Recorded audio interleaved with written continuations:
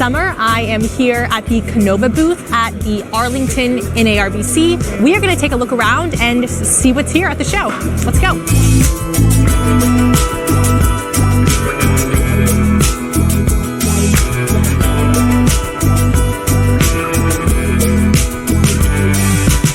We're treehouse geckos, yes, out of Allen, Texas. Awesome, and you guys specialize in, I'm guessing, Rhacodactylus or New Caledonian species? Yes, just the crested geckos just right now.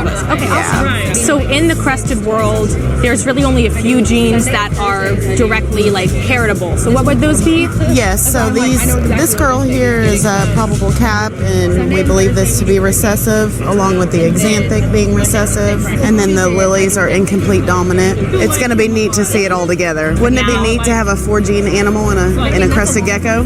Definitely, I can't wait. I can't wait. Well, we'll be checking back with you to see it when it happens. Thank you.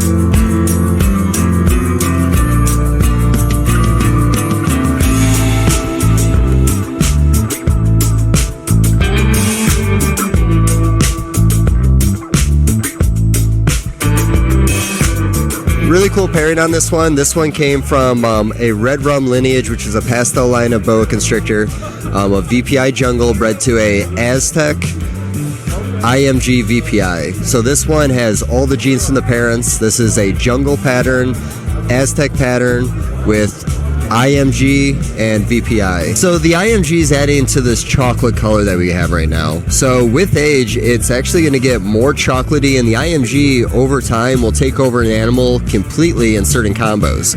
If with your basic IMGs, with nothing else in them, you get a solid black snake as an adult. There's one other gene like it. It's called Midnight Chin, VPI. Tracy and Dave have it at their facility. That is what they believe to be a recessive IMG, where this one right here is more of a dominant gene. Again, we talked about this as the jungle and the Aztec pattern in it.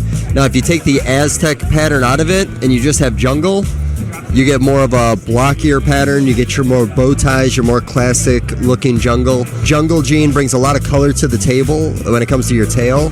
So you start getting these really great oranges and reds coming through.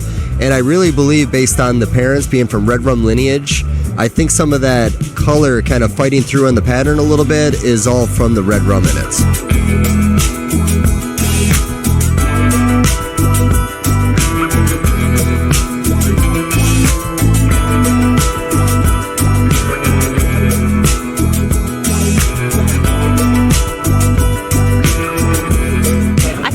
Justin.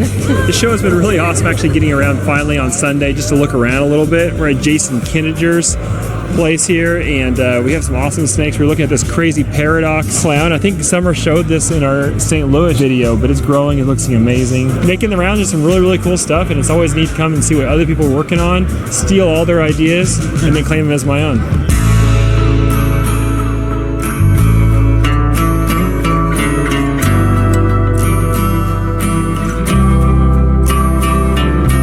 This is the Pack Rex, the only aluminum metal frame in the market in the United States. It is also the only metal rack system in the world that I'm aware of with interchangeable tub sizes. Without having to reconfigure the metal frame, you can remove a smaller tub and interchange it with a bigger tub. So you can use one frame for multiple purposes rather than needing a frame for your hatchlings and a frame for your holdbacks and a frame for adults. You can fit everything in one system. Tub slides out just like anyone else's, or aluminum belly heat panels, all insulated. And then the panel that holds it, I call a hanger, and it's a single piece with the channels, the backstop, and all the hardware to hold it to the frame all in one piece.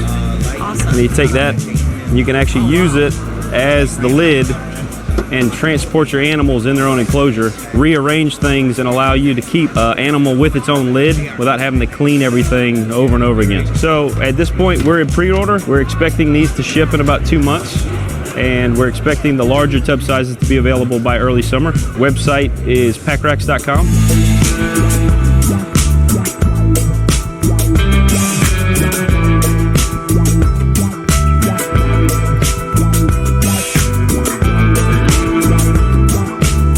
This is Miss Corey Martin with Corey Martin Reptiles, and she's got a lovely table here with some awesome ball pythons, But what caught my eye was this not ball python, this inland carpet python. So Corey, could you tell us a little bit about this animal? Absolutely. So there are several subspecies of carpet pythons, and inlands are one that is not quite as common in the reptile hobby. These are hands down my favorite snakes. They're sweet, they're lovely, they're interesting, they're fascinating. They want to know about the world, and they are friendly. So I have never had one even attempt to bite me. It's amazing. These are the only carpet pythons I have where I'll just reach my hand into the cage and grab them out instead of using a hook. Wow. They're just incredible.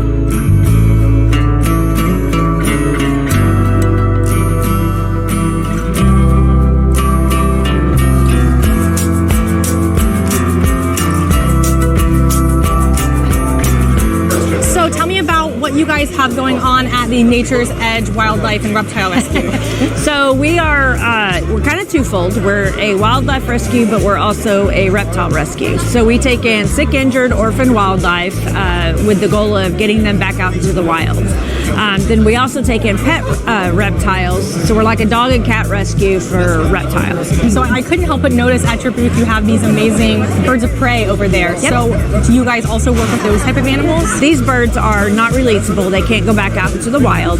So we use them for education, and then we use the peregrine and the American kestrel to actually hunt with. So we're also licensed falconers, and we take those birds out, let them go, they hunt their natural prey, and then come back to us. That is amazing. So this, I'm intrigued by the kestrel. It labels that it's the smallest falcon in North America. Correct. So where are they native to? Where can you find them in the wild? Locally native to Texas. You can find them almost all over the United States. Most people kind of miss them because they're so small. They're about the size of a cardinal, but they sit on the high line. So if you're driving down the road and you look on the high line wires, if you see a bird that's sitting there and they make their tail kind of bob like this, they're the only ones that'll do that. So if you see a bird sitting on the high wire and its tail is going like this, and you might be able to get some video of it. Yeah. Well, it's an American kestrel. As you were doing that with your hand, the bird in the background was doing it at the same time. So it's perfect. Yeah.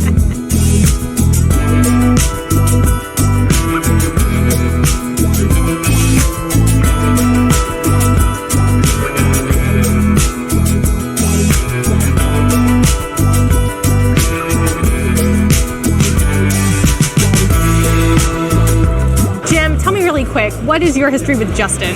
He actually bought a pair of king snakes from me. I think they were Sinaloa and milk snakes, and he was asking me some questions about breeding, and I told him, and he successfully bred those when I guess he was in college. Here he is today, right? Yeah, so that was actually the first snakes that Justin bred. Yeah. Were this pair that he got from you. Sinaloa and milk snakes, yeah. Yeah, so you know what, probably 20, 25 years ago. Probably like so, that. yeah. I don't have the emails anymore. Yeah. So coming to the show, when I saw this booth, I was drawn to it because of your amazing black-headed pythons. So can you tell me a little bit about what you're working with and what you like about that species? So I started working with black-headed pythons in 2003. I have basically two lines of blackheads. I call these my Swiss line, and so I kind of been working these, line breeding them for many, many years and getting really nice, I call them high voltage electric black-headed pythons because they've got just such really nice yellows and oranges. For sure. I see behind you too, you have some that are not quite so yellow and orange. What do we have going on here? So this is my xanthic line of blackhead, and so these are super silver colored, and so that's the second line I have, and I'm actually trying to work on like an ocelot line myself right now. A lot of my Swiss line animals have these cool circles in their sides, and I'm gonna kind of match some of those up to try to get circles all the way back up and down the body. That's amazing. Yeah.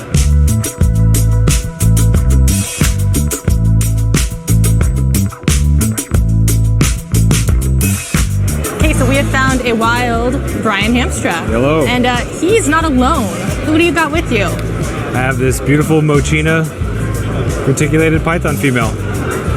Is this a project you've been working on? Nope, this is my first retech, just for fun. Very nice. And you went with the big girls. You got a female, you're going all in? Yeah, if I'm gonna I might as well get a female. Awesome. Because if I want another one, I don't want to have two males in the same room. And he's not only holding that wreath. Tick, what is in your other hand? A little that you cover their eyes with. calendar from Canova. Because last year's about to run out. The photos in there from Brittany are amazing. He said it, not me. The photos are amazing. They are. So check it out, shop.canovareptiles.com. Get your calendar for 2022. Yes, Thanks, ma'am. Brian. We'll see you later. Thank you.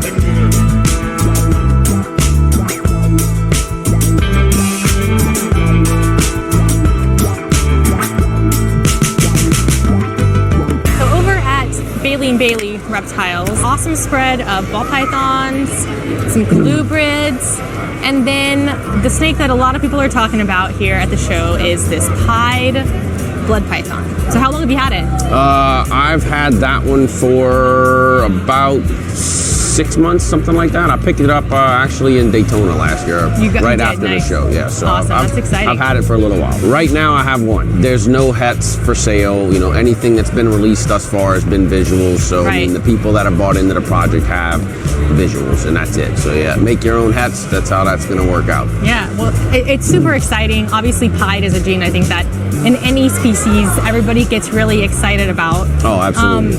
What are you personally most excited to do with this gene now that you have it in your collection? Really, in my opinion, I think a lot of people right now are thinking about what happens when I add GoldenEye and Matrix and what do I, and I said, man, I think the demand for the project and the price point that a lot of people are going to have to buy into that initially, I'm really more focused on just making more pieds right now. I mean, I will put something in it. You want something growing up and something cool, but I mean, right now, I think the focus really should be just getting more pieds on the market versus trying to get pieds with a bunch of other stuff in it. I mean, I'm obviously super excited to get T negative and T positive albino in it. Yeah. The color change is going to be really good. So the dreamsicle of the blood so I mean, T negative albino is probably going to be right there in one of the first ones.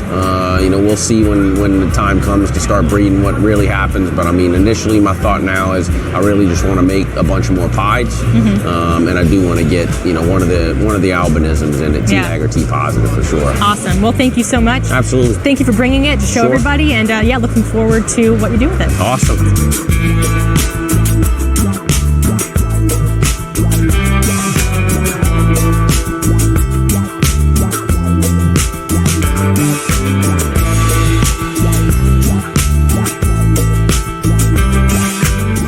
So I hope you guys enjoyed taking a look at the show with me, the awesome animals everybody has. Always love seeing the passion that people have for the animals they work with and the projects that they're pursuing. So great time, great show. Thanks for watching, and be sure to check out the vlog on Friday with Justin.